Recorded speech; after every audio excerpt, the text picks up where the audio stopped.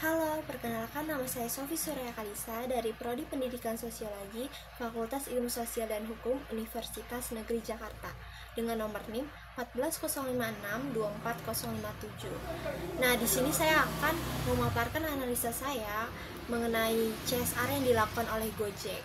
Nah, Gojek ini tuh melakukan CSR itu banyak jenisnya ya, tapi di sini fokus utama yang saya akan bahas adalah program mengenai beasiswa untuk anak dari mitra driver Gojeknya. Nah, sebelum kita masuk ke inti pembahasan utama, kita tahu dulu nih apa sih itu CSR.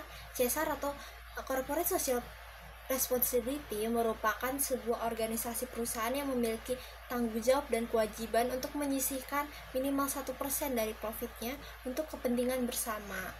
Nah, hal ini tuh bertujuan untuk bisa memberikan kebermanfaatan sosial antara si perusahaan dan masyarakat.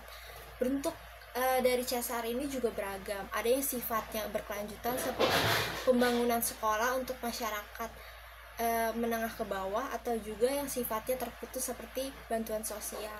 Dan juga ada yang sifatnya seperti investasi sosial, yaitu memberikan misalnya pelatihan kerja sesuai dengan bidang perusahaannya. Program beasiswa yang dilakukan oleh Gojek ini ditujukan kepada anak-anak dari mitra driver yang memiliki segudang prestasi akademik tetapi membutuhkan yang namanya dukungan finansial. Jadi mereka itu pintar, anak yang pintar, tapi terhambat karena tidak punya biaya untuk melanjutkan pendidikannya. Nah, di sini Gojek itu memberikan kesempatan bagi anak-anak tersebut untuk terus menimba ilmu, menuntut ilmu tanpa terbebani yang namanya masalah biaya. Hal ini sejalan dengan tujuan utama dari diadakannya program ini. Yang pertama adalah untuk meringankan beban si orang tua, si driver ini dalam biaya pembiayaan pendidikan si anaknya.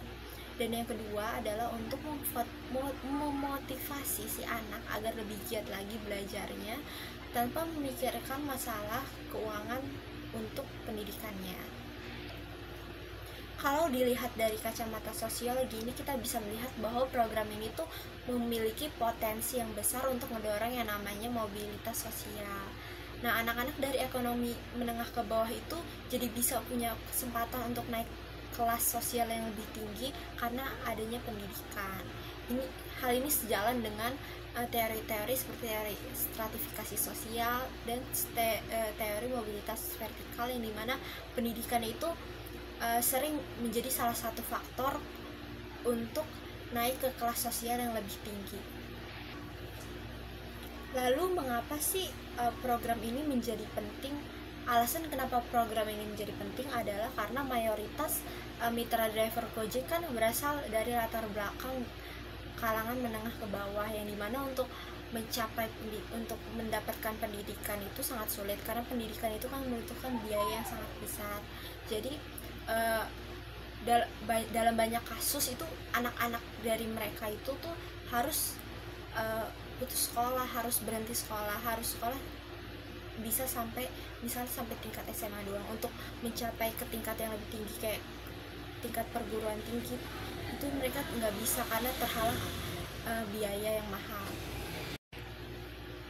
Makanya melalui program beasiswa ini tuh Gojek hadir sebagai perpanjangan tangan untuk memberi harapan agar anak-anak itu tidak perlu lagi khawatir memikirkan tentang biaya pendidikan, khawatir akan tertinggal karena tidak mampu untuk bersekolah. Di sini tuh Gojek hadir sebagai sebuah harapan. Nah, beasiswa ini tuh menjadi simbol komitmen antara Gojek terhadap keberlangsungan hidup para mitra kerjanya. Jadi bukan hanya di aspek ekonomi saja, tapi Gojek ini juga memikirkan dalam aspek sosial dan masa depan keluarga mitranya.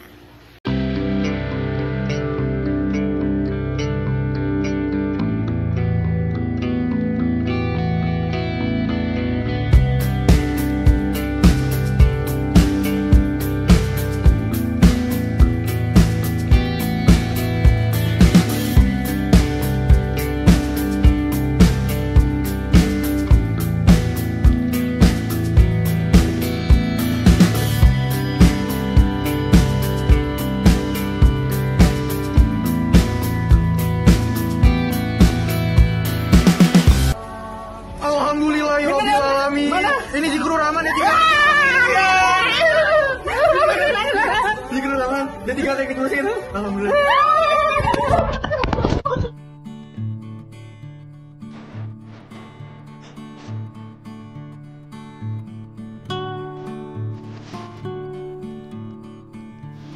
Tapi pertanyaan sekarang, apakah program ini benar-benar berdampak bagi masyarakat atau hanya cuma menjadi simbolis saja?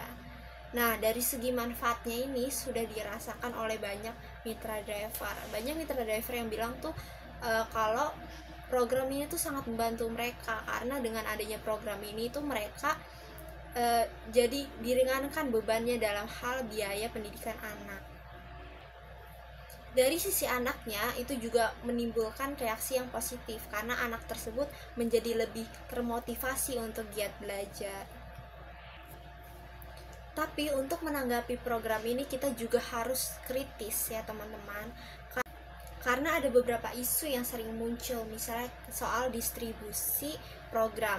Apakah program ini hanya menyasar mitra-mitra yang berada di kota-kota besar seperti Jakarta, Bandung, atau Surabaya?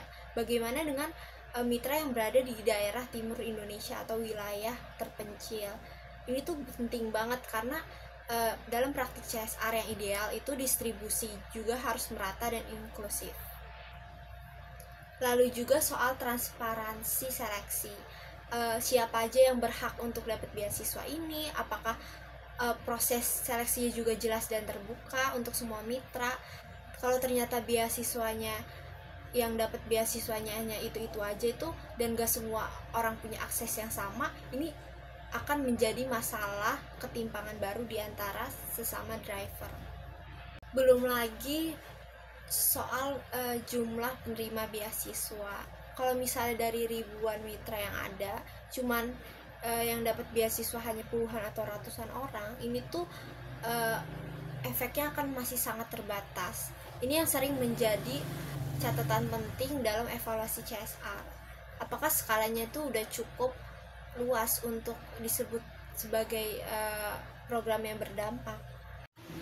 Tapi di luar dari kritik-kritik yang sudah saya sebutkan sebelumnya, kita juga harus lihat dari sisi strategi Gojek sebagai perusahaan.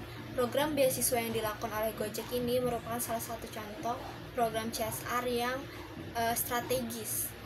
Maksudnya itu mereka tuh nggak cuma hanya ngasih bantuan, tetapi mereka juga membangun hubungan jangka panjang dengan mitranya. Hal ini tuh sangat berdampak positif karena ketika mitra mereka merasa dihargai dan diperhatikan, otomatis loyalitas mereka ke perusahaan juga semakin meningkat. Jadi terdapat feedback yang dikasih sama driver, dikasih sama mitra ke perusahaan berupa loyalitas. Lalu dari perspektif sosiologi bisa dibilang bahwa program ini tuh memiliki yang namanya nilai sosial, tapi belum tentu memiliki kekuatan struktural. Kalau misalnya nggak dijalankan dengan tanpa adanya evaluasi dan pengawasan secara serius, maka dari itu program ini tuh perlu adanya evaluasi dan monitoring secara berkala, secara serius, agar program itu bisa dijalankan dengan baik, bisa berdampak secara merata, bisa berdampak secara adil ke masyarakat. Jadi kesimpulannya, program beasiswa Gojek untuk anak mitra driver ini adalah inisiatif yang paling potensial, yang sangat potensial, yang sangat bagus. Karena ini adalah contoh bagaimana CSR itu dapat menyentuh aspek yang paling dasar dalam kehidupan masyarakat, yaitu pendidikan. Nah, program beasiswa anak mitra driver Gojek ini adalah bukti kalau perusahaan teknologi lokal bisa peduli dan care sama pendidikan dan masa depan keluarga mitranya. Tapi kalau Gojek ini mau program ini benar-benar, tapi kalau Gojek mau program itu benar-benar memiliki dampak yang luas, mereka itu perlu pastiin 3 hal. Yang pertama, distribusinya itu harus adil. Yang kedua, proses dalam penerimaan beasiswanya itu harus transparan. Dan yang 3, jumlah penerimanya itu cukup besar untuk ngasih perubahan yang berarti. Karena pendidikan ini bukan cuma bicara soal sekolah, tetapi juga soal harapan. Dan ketika perusahaan bisa jadi bagian dari harapan itu, disitulah CSR bukan cuma menjadi formalitas belaka, tetapi jadi kekuatan sosial yang nyata. Nah, sekian pembahasan dari saya, kurang lebihnya mohon maaf. Wassalamualaikum warahmatullahi wabarakatuh.